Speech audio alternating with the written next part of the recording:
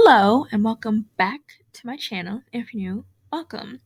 Today we're doing fanfiction review of Props and Mayhem, a DC and Danny Phantom crossover, which is on AO3. So it starts off as it starts off with Tim and Danny.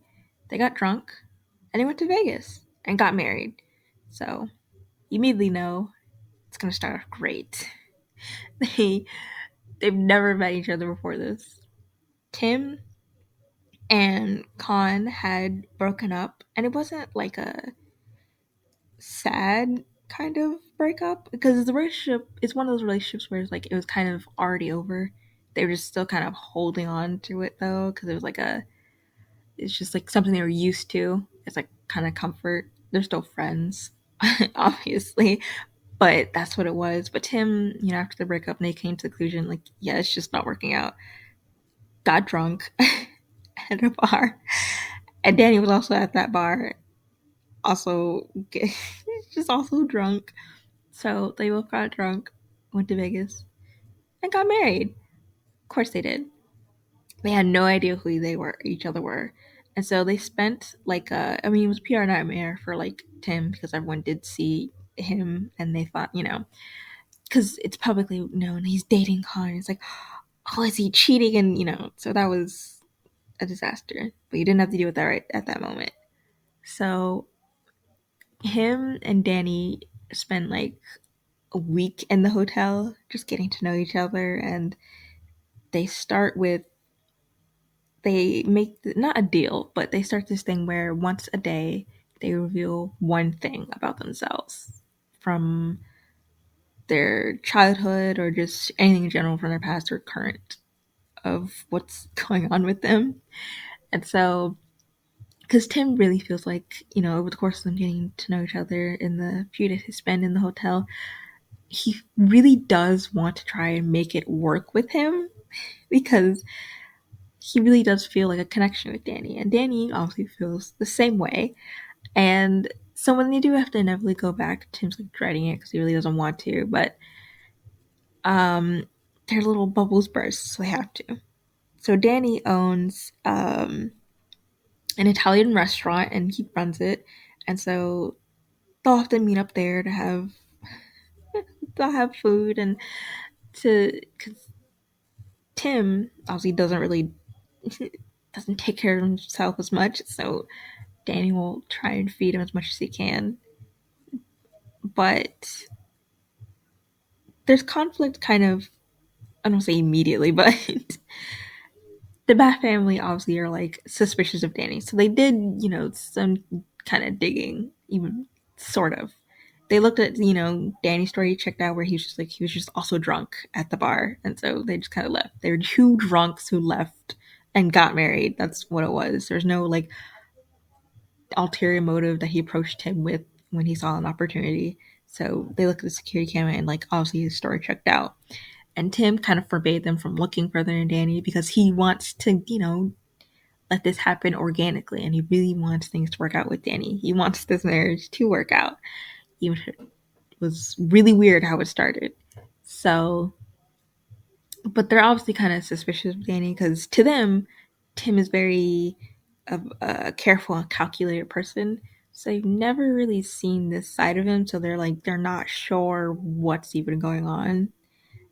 They're a little overbearing, but they're just worried for Tim.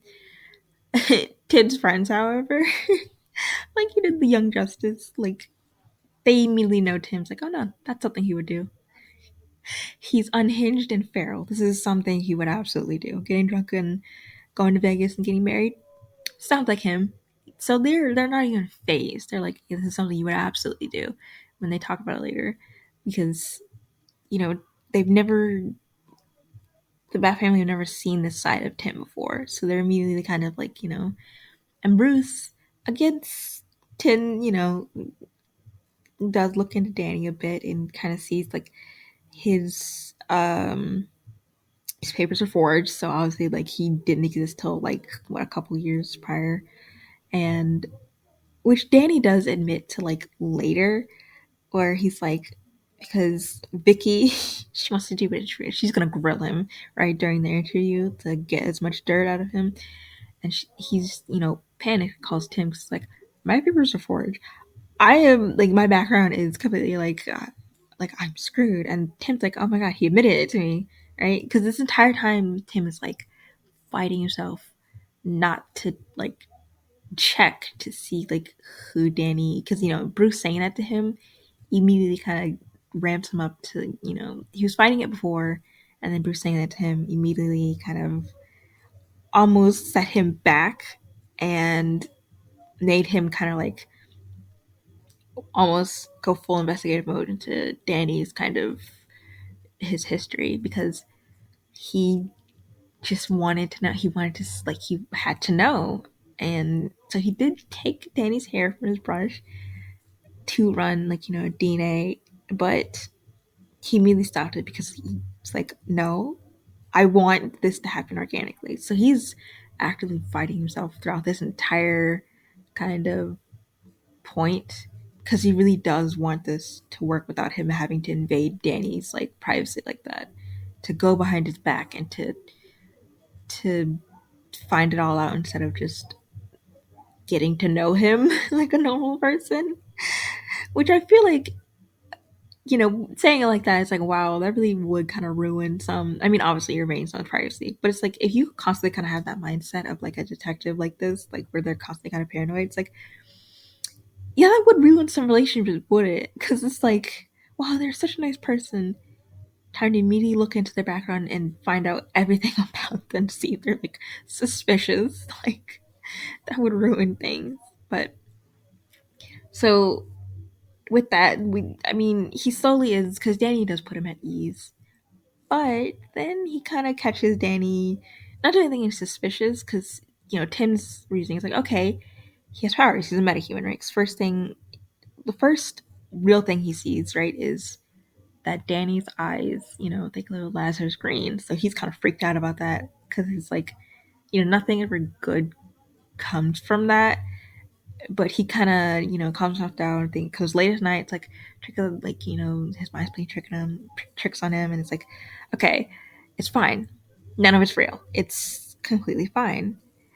But he's still kind of somewhat worried about it, but he gets over it. But then he kind of sees Danny. I can't remember which one came first. It was either the duplicate one, or he sees Danny just kind of use like a brief telekinesis. I can't remember which one came first, but during the duplicate, he comes home and then he sees Danny, and then he also sees another Danny, and he's like, "What is happening?" Right? So he starts overthinking, because he's like, "Was Danny like even there with me?" Like he starts, did Danny send a clone with him while he was like really out somewhere else? So he starts overthinking it and kind of adding a bit more fuel to his paranoia, to like check to see like Danny's background. But again, he doesn't want to, and he holds off on it. So, because he wants Danny to come to him about him having like powers, and not, just kind of bring it up out of nowhere. Um, Not that it mattered anyway, because everything goes wrong. I should say, like, Tim really does want his family to really get to know Danny, and he's upset that they don't want to, because they find him, suspicious. They find the whole thing suspicious, because again, Tim's a very Tim's a very calculated person, so they can't help but feel that Danny somehow is like, he's just like a suspicious person. But it's Jason and Dick. They end up going to the restaurant with Tim, and they're there, and they even like, the way Tim talks about him, it's very clear, like he's very much like he cares for him, and he really does want this to work out. He means it. And they even see like on the menu too, like he's named something after Tim. So it's like, it's not like it's one sided. Like Danny very clearly cares for him, And so they see this. So they do end up giving him a chance. Damien was technically one of the first to give him a chance after how much Tim kind of basically pleaded of like, I really want this to work out. And kind of Damien like saw that. It's like, okay. So slowly the others kind of follow suit, Bruce is still Bruce, of course, but it all kind of comes to head when Roz, of course, he gets involved, right? Because to them, Danny is just a civilian, so they don't really, even with Tim, he mean like even though he has powers, still just like a civilian, right? So Roz gets involved. He kidnaps Danny. It's kind of like 'cause he wants Tim to come to him. It's like, oh, this is your new toy, like you're playing with or whatever. So they get there, like Tim as his as Red Robin. They get there. Dave's a little roughed up, so they get him there. Tim and his friends. They're getting him back. They get him on the what's they playing jet, whatever, same thing. And so they're getting him back. They're getting him back home, and Danny's a little roughed up. So he even says like, "Oh, don't tell anyone." Like as in like, don't tell you, like don't tell Tim this. As he kind of fixes his face. Like he doesn't like he even says like it's not really healing. It's just like a almost like it's like a glamour, I guess you could say, where it's like it's still there. It's just like you can't really see it. So Tim's obviously like very freaked out, especially since now he has to pretend that you're definitely not hurt. So, but they get home. Tim pretends like he definitely never saw any of that. So Tim questions Danny. He's like, "You don't want to know why this. And Danny's like, "Well, he's a creepy, weird old dude who's like Tim's mine. I don't know." So, but obviously Danny didn't want to probably if Tim wasn't up for talking about it, he wasn't gonna like pry or really do anything with that. So it was late at night, or no, like 2 in the morning or something, where Tim was overthinking. He was still up, and so he decided to come clean. Where he's like, "I'm Red Robin," and Danny obviously is like 2 in the morning. No idea what he's talking about. He's like, the food chain, I don't like it. It's like, no. It's like, I mean the vigilante. It's like, and obviously for Danny, it's like, it's like, so not only did you see, me kind of roughed up, you saw me clearly using my powers. Real nice. Okay. So then they get to talking about it, and Tim brings over like his notes, and he's like, I wrote everything down, I just so many questions about it, and it's like, okay, he's real prepared for this. So Danny's kind of reading over, and he's like, and he sees the one where it's like Tim took his DNA. And Danny is, upset about that clearly because he's already, had his DNA taken once before. Not great. So he's obviously upset about that. And Tim, it's like, well, I didn't, run the DNA. Like I stopped it before, but I didn't go through with it. And he's like, well, that doesn't really matter because he still took it and it's uncomfortable and it was, a violation. He's like, I don't want you to ever really do that again. And obviously Tim agrees. Like, sure. So now they're up at like 3 in the morning making breakfast as they talk. So as they go um over Danny's backstory of what happened, how he gained, you know, being half dead, the whole being dead thing, and how he's had his DNA stolen before, and so that really does pervert, like, perspective for Tim of like, oh, I just kind of made you relive like a part of like your trauma. Um, sorry. So they do talk about both of because they briefly talked about it before, where Tim was just like, oh yeah, I also had, because they both had that in common where they kind of had like neglectful parents, because Danny's would get so into like their experiments they just kind of forget that they have kids, and then Tim's just didn't really care. So that to bond over. Parent issues. They talk about Danny's like time as what it was like to be, hero, like be Phantom, because he's not really Phantom anymore. He doesn't really do like the vigilante hero work he doesn't even really want to. He never wanted to in the first place. That was more a necessity. But they talked about how that was for him and how, his parents, they studied ghosts. This is bad Fenton parents. It's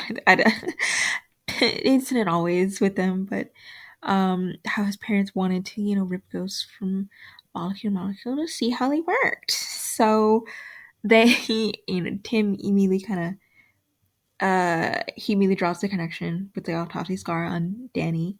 And it's like, that wasn't from your heart surgery. It's like, is that what it's like, because that's what Tim assumed.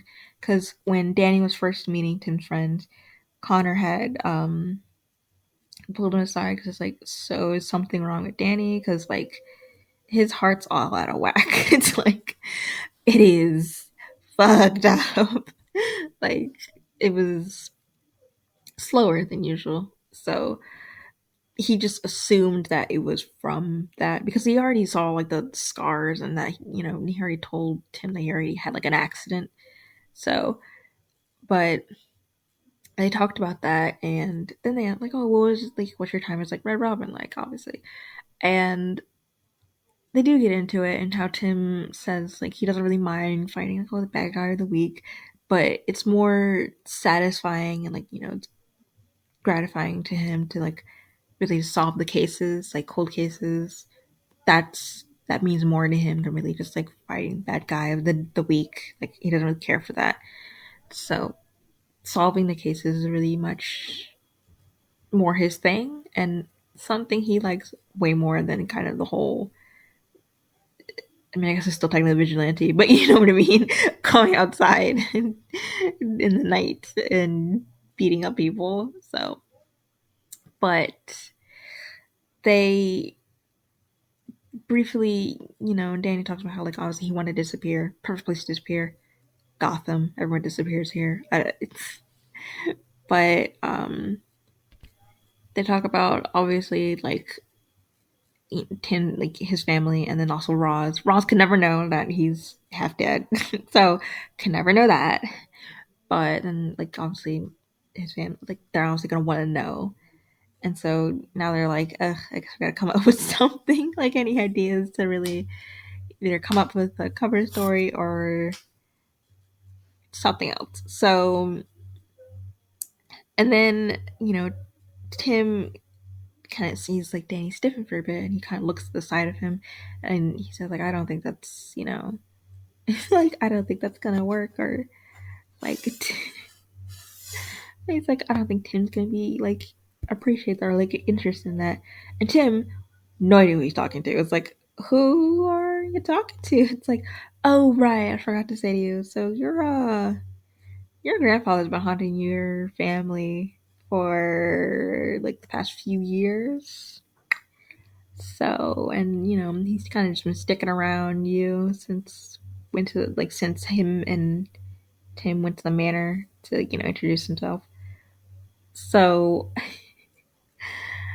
Tim always sees like there's no way until Danny held out his hand to Alfred, and Alfred obviously isn't like, he doesn't look the same. He looks way younger. He looks like he's like in his 20s, and he's much more relaxed and much more at ease. But it's still very clearly him, and so that was a sweet moment. I feel like I forgot to mention he's dead. By the way, like I don't remember. It's kind of like, I wouldn't say brushed over that you would never notice it, but it's like, because they're like, oh yeah, if Alfred was still around, because like Alfred's very much a very like, he's like a pillar in the family, right? You have a problem, Alfred, I need help, right? So I wouldn't say it's brushed over in the story, but it's like, I'm like, oh yeah, Alfred's dead. And I just never remembered until I read this chapter. I'm like, oh yeah, he is. I forgot about that. So, but that was the latest chapter. It was what, 26? Yes, 26 chapters, and I was updated. Oh my god, how many? Whatever, a couple days ago. I don't know, maybe a week ago. So not too long ago that I was updated. So,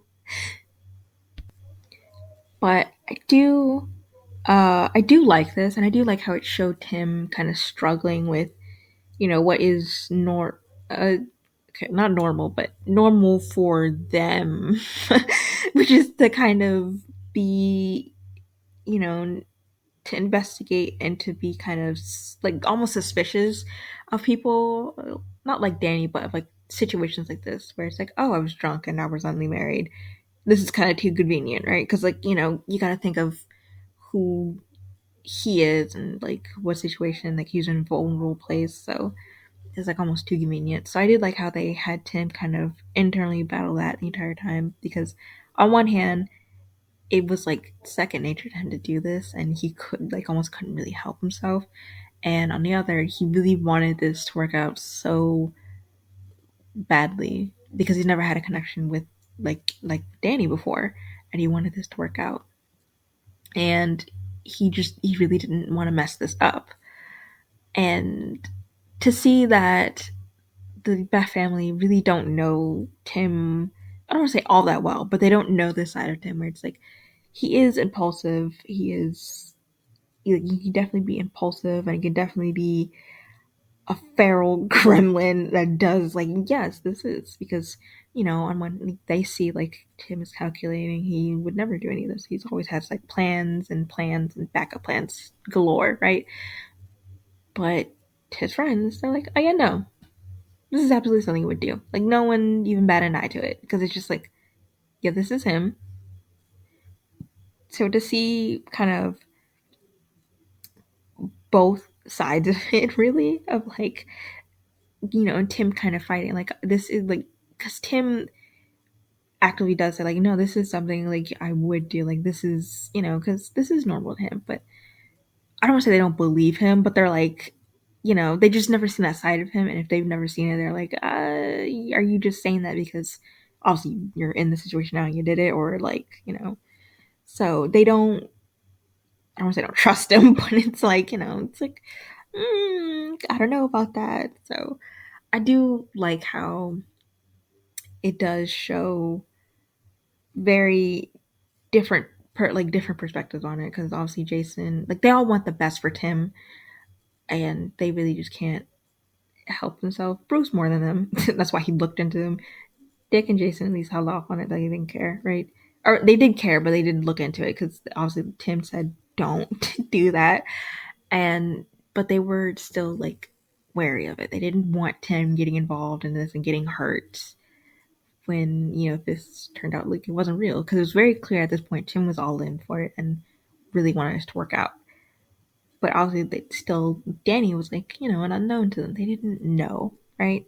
So they were really unsure of it. So honestly, this probably was Damien the first one coming around to be like, okay, just to give him a chance because he saw how Tim was very like he practically adored Danny when describing him and kind of saying how great he was. And so that really was like, all right. So it was like Damien kind of trusting Tim to kind of know what he was doing, to know what situation he was getting himself into and to, you know, trusting him that, okay, let's see where this goes, right? So anyway, that was Props and Mayhem on AO3. And thank you so much for watching. Until next time, bye!